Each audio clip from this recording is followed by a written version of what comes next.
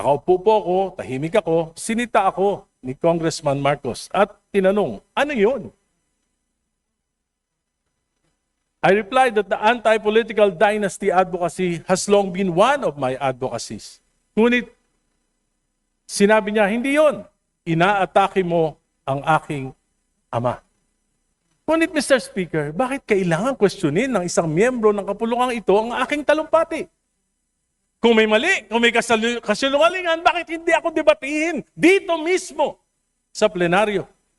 Na tila nagpapakita ng pamahalaan ay parang pinapatakbo ng isang sindikato.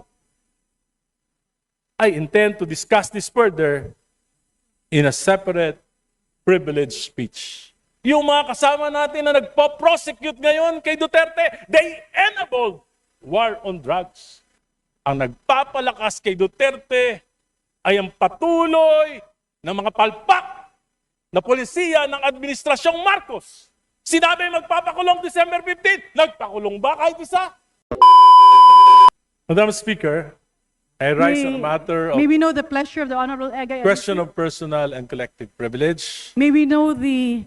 Well, I just have to explain my side because I was suddenly removed and replaced as the senior deputy minority leader yesterday. Would you like to transfer to the majority? The Honorable Egay Harisi has 10 minutes. Please proceed. Thank you, Madam Speaker. Yesterday, I was removed and replaced as senior deputy minority leader without any stated reason. But let me say this clearly. I have no bitterness about my replacement. In fact, I am honored that I was replaced by a fellow liberal and a far stronger fighter for truth and justice, Congresswoman Laila De Lima. She is a former senator, a former secretary of justice, and a woman who sacrificed 6 years of her life in prison for standing up against abuses in government and for speaking for the truth. If there is anyone more worthy to take my place, it is Congresswoman Laila De Lima. Kapasalamat din po ako kay Minority Leader Nonoy Libanan. Alam ko po na nakatali ang kanyang mga kamay. Malaki na rin po ang kanyang sakripisyo sapagkat madalas siyang tinatawagan ni Majority Leader Sandro Marcos dahil sa aking tuloy-tuloy na kritisismo sa mga polisiya ng Administrasyong Marcos. Policies, ulitin ko po, policies, not personal attacks. Mr. Speaker, I believe that I have faithfully performed my duty as Senior Deputy Minority Leader. I have raised questions. I have spoken the truth. I have offered well-meaning criticisms in the interest of accountability. But it appears that this House leadership does not welcome criticisms. And that, Mr. Speaker, is the real problem of dynastic politics. When the President of the Republic has a son serving as Majority Leader of this House, there is an unavoidable conflict of interest when a son becomes overly protective of his father instead of protecting the integrity of legislation. Some time ago, I spoke about the failure of President Marcos to protect the integrity of the 2023, 2024, and 2025 national budget. This Congress inserted and diverted some 1.45 trillion in the national budget. This is unprecedented in the history of our country. Defunding major foreign assisted projects and even the computer-generated maintenance allocations for our national highways. Kaya nagkasira-sira na po ang ating mga major highways. Funds from the PhilHealth and the PDIC were also diverted. Money that should have protected the health and savings of our people, only to end up in ghost projects or substandard infrastructure. And so I ask, Why did President Marcos allow this? Why did his cabinet remain silent? How could such massive diversions happen under his watch? Mr. Speaker, it is difficult to believe that this could happen without the knowledge, if not the tolerance, of the President himself, especially when the Speaker then of this House is his own close relative. Hindi pa po ako tapos magsalita nang ako ay sunduin ni Minority Leader Congressman Libanan at dalhin sa opisina ni Majority Leader Sandro Marcos. Pagdating po namin, nandoon na rin si Speaker Bogie D. Nakaupo po ako, tahimik ako, sinita ako ni Congressman Marcos at tinanong, ano yun? I replied that the anti-political dynasty advocacy has long been one of my advocacies. Ngunit sinabi niya, hindi yon. Inaatake mo ang aking ama. Ang sagot ko, ang kritisismo ay nakakatulong upang maituwid ang mga pagkakamali kung bukas ang isip ng mga nakikinig. Ngunit Mr. Speaker, bakit kailangan questionin ng isang miyembro ng kapulungang ito ang aking talumpati? Kung may mali, kung may kasinungalingan, bakit hindi ako debatihin dito mismo sa plenaryo? Sa aking pag-aaral, at sa aking patuloy na pagtatanong, lalo kong nauunawaan kung gaano kalaking pandarambong sa pondo ng bayan ang naganap sa loob ng 3 taon ng Administrasyong Marcos. Lalo pa nang ipakita sa akin ni Congressman Leandro Libiste ang ilang datos na tila nagpapakita ng pamahalaan ay parang pinapatakbo ng isang sindikato. I intend to discuss this further in a separate privileged speech. Mr. Speaker, every day I pray to the Lord to give me the courage and wisdom of discernment on what I should do with the responsibility entrusted to me. Madali sana para sa akin ang manahimik. Madali sana para sa akin na sumabay na lamang sa agos upang masiguro na mas tahimik ang buhay at baka manalo pa uli ako sa eleksyon sa 2028. Madali sana para sa akin na itigil na ang laban na ito na maaring tawagin ng iba na recklessness at padalos-dalos. But there is a greater calling, something that I cannot ignore, no matter how inconvenient it may be for me and for my family. Something that I cannot close my eyes. Just like when the Lord called Abraham and said, "Go from your country and your father's home to the land that I will show you." And Abraham followed without hesitation. He followed the Lord. Even the uncertainty is unimaginable because he trusted that the Lord would guide him and that he was doing something for God and for his fellow men. For me, what I'm doing is a bit risky. But that would already be an honorable life to live, despite all my weaknesses. 2 weeks ago, may isang gabinete ang kinausap ako. Sinabi sa akin, Egay, ang tingin ng Malacanang, Sara Duterte ka. Sabi ko po, nung panahon ng mga Duterte, ako po yung kauna-unahan na nagsalita laban sa war on drugs. Tinanggalan pa nga ako ang distrito ng aking pondo ng 1 taon. Pero sila, Presidente Marcos, they enabled Duterte. Si Speaker Romualdez, Majority Leader, he enabled the war on drugs. Yung mga kasama natin na nagpo-prosecute ngayon kay Duterte, they enabled war on drugs. Ako po, nakipaglaban.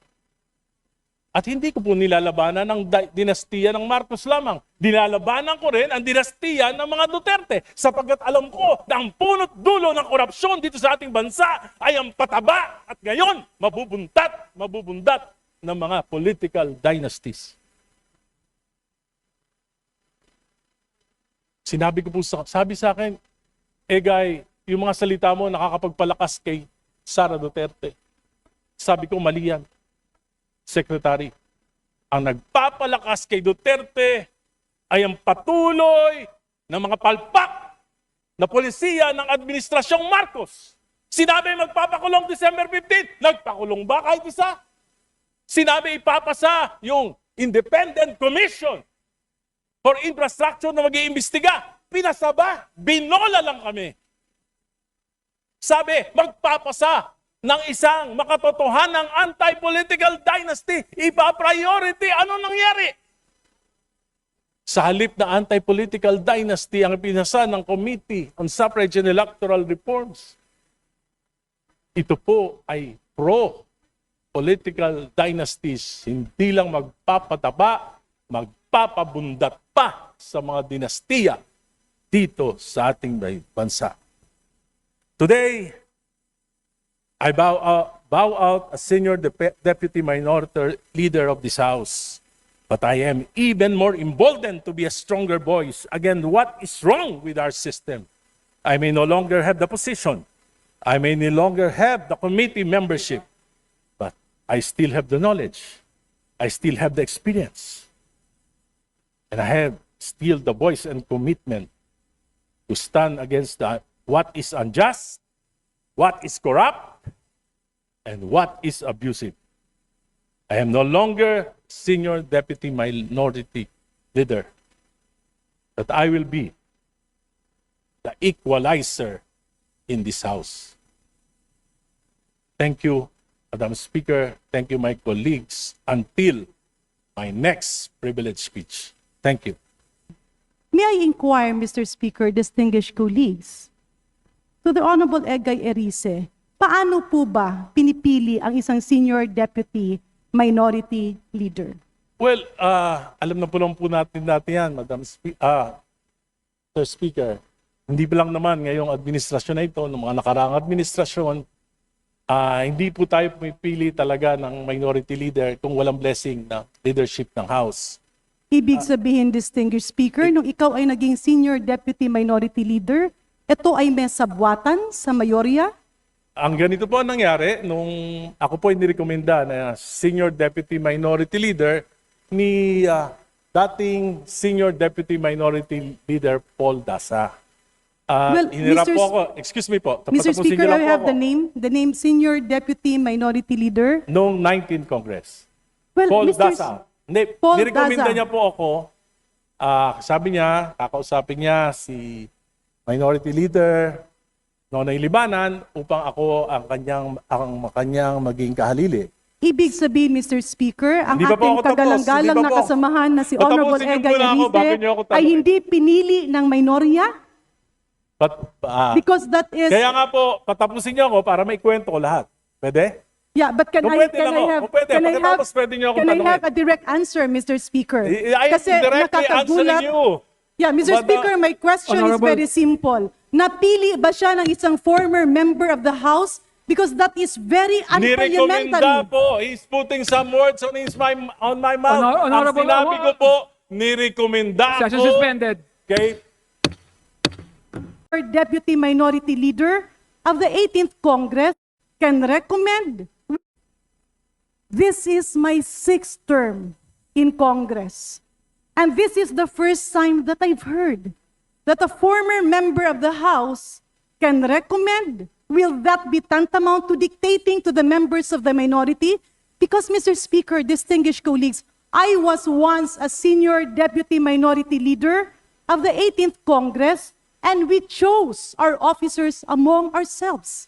Hindi po kami nagpadikta, at yan po ay katanungan natin sa ating mga kasamahan sa minorya. Well, I'll do laud and respect the Honorable Egay Erice. And of course, I very much welcome the election of the Honorable Laila De Lima, the new Senior Deputy Minority Leader.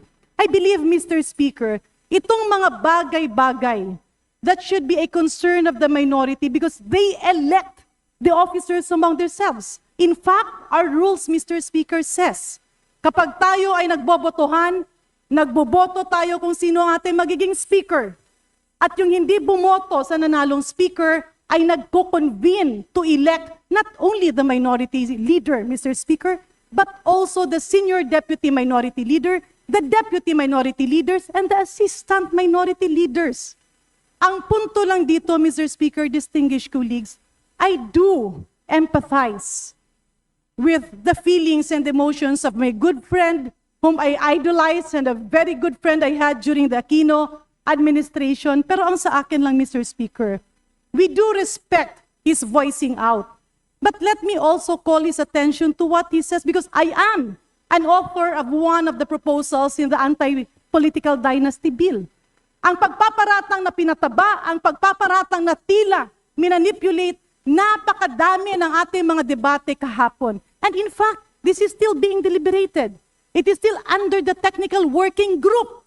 Bakit po ba natin lalagyan ng mantsa ang ganitong bagay? In fact, Mr. Speaker, I did not stand up, but it is actually out of order to discuss an item that is precisely being deliberated within the committee. So, Mr. Chair, distinguished colleagues, with due courtesy to my distinguished colleague, naiintindihan ko na ang pagpalit ng liderato as Senior Deputy Minority Leader is something that we should respect because it is the decision of the minority. But accusing the majority of meddling in their affairs, accusing the majority of meddling in their voting or whatever is something that I cannot accept. There will always be a proper forum to air that. Somebody could have objected to the election. We were not even party to that. But Mr. Speaker, distinguished colleagues, lahat tayo dito ay may karapatang tumayo. Lahat tayo ay may karapatang magsalita. Lahat tayo ay may karapatang ipaglaban ang ating pinaniniwalaan. But nobody has the monopoly of knowledge. Nobody has the monopoly that what he believes should be right. Dahil pwedeng ang paniniwala mo ay hindi paniniwala ng iyong mga kasamahan. Mr. Speaker, distinguished colleagues, let us respect the decision of the minority dahil hindi rin nila tayo pinapakialaman. But blaming the majority leader, the members of the majority, for what happened in their change in leadership is already unparliamentary and uncalled for. With that, Mr. Speaker, may I appeal to my good friend and our distinguished colleagues. We have tolerated and even heard all your stand on many issues. We have also conveyed and mentioned our stand on our side. Sometimes magkakasama tayo sa ibang issue, minsan hindi tayo nagsasama-sama. It's a matter of belief, idealism, and being the real voice of our people. So may I appeal to my distinguished good friend from the minority. Please spare us, the majority. Kung anuman ang nangyayari sa minorya, ay ating nirerespeto. But accusing the majority leader of holding the minority leader is something I believe the minority should stand up. Papayag ba ang minorya na sabihing tila sunod-sunuran lang kayo? Which I actually contradict, Mr. Speaker. Papayag ba kayong sabihing tila inipit dahil mga boses kayo? We have heard our distinguished colleagues here speak up on many matters. Ang sa akin lang, Mr. Speaker, let us put decorum in this House. I was also a member of the minority, then a member of the majority. I went back to the minority and became a member now of the majority, and we always stood firm, debating when we find the reason to do so, defending when it was time to defend our beliefs, but at the same time, accepting the decision of whatever will be the decision of the majority. With that, Mr. Speaker, just to point out, the anti-political dynasty bill is being discussed At patuloy natin pag-uusapan yon at ipaglalaban natin yon. Let us not accuse any sponsor of saying nagpapataba tayo ng mga dinastiya. And let us not accuse the majority of meddling with the election of the minority, because that is your concern and that is something that should be addressed by the minority. Do not drag us into the problem of your election of officers. Maraming salamat, Mr. Speaker. Maraming salamat, distinguished colleague. Mr. Speaker, may I respond? Honorable Erice is now recognized. Yes, Mr. I am not accusing the majority. I'm accusing the majority leader. Because he called me at his office. I was accompanied by the minority leader. At tinanong niya ako, mismo, bakit ako nagsalita ng gano'n? 65 years old na ako. 30 lang yung nagtatanong sa akin. Hindi na ako nirespeto. Tinatanong, bakit ko sinabi yung mga sinabi ko? Wala na ba akong karapatang magsalita bilang miyembro ng minorya? Madalas akong sabihan, ni minority, Nonoy Libanan, pwede niyong tanungin. Tumatawag sa akin, si Sandro, nagre-reklamo sa mga salita mo. At kahapon, kinausap niya ako. Sabi niya, Egay, hindi ko na kaya ang pressure ng itaas. Kaya sabi ko, okay lang, para wala ka na rin problema. At sinasabi ko, pinararangal ko na ang papalit sa akin ay kasama ko sa Liberal Party. At mali rin po yung sinabi nyo na pinagdidebatihan pa sa technical working group. Tapos na po. Approved na sa Committee on Suffrage and Electoral Reforms at ito ay dadali na po sa plenaryo for plenary debates. Kaya po, bakit ko po nasabing bundat? Simple lang po. Ang proposal po, isa sa national, isang governor, pwede. Kung ilang distrito, bawat distrito, pwedeng isa, magkakamag-anak. City mayor, kung 7 sa isang seat, sa isang probinsya, pwede, 7 magkakamag-anak na mayor. Kung ilan ang munisipyo, kung 20 ang magkakamag-anak na mayor. Kung 100 ang barangay captain, 100 barangay captain na magkakaanak, pwede. Yan po ay travesty of the Constitution. And meron pong karapatan ang mga mamamayan na magalit sa ganitong uri ng proposal na inaprubahan na ng Committee on Suffrage and Electoral Reform. Salamat po.